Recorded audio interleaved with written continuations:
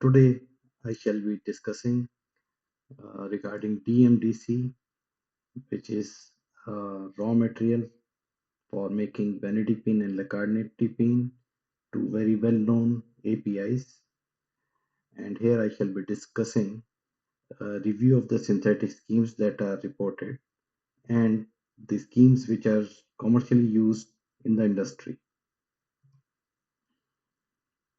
So we have shortlisted four schemes which we have reviewed here. And out of these, third and fourth schemes are used by the industry to make this starting material. So the scheme 1, which we have named as the nitrile scheme, is reported in Chinese patent as given here. And this uses 3-nitrobenzaldehyde and 3-hydroxypropionitrile. The scheme is given on the right hand side of the screen. And this scheme is not generally used in the industry because of the availability of the raw materials. Otherwise, this is a good scheme.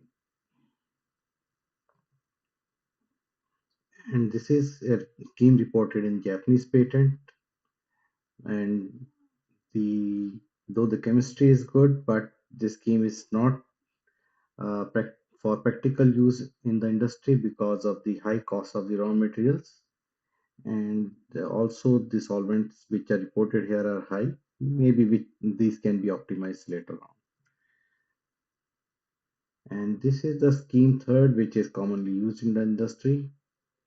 And this uses 3-nitrobenzaldehyde and the well-known raw materials. Only the constraint here being the aminocrotonate that is not very readily available in the industry at the moment.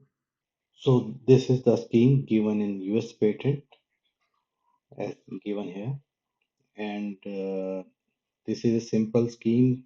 Essentially, it is a two-step process, and which finally uh, uses selective hydrolysis of one of the methyl groups of the intermediate.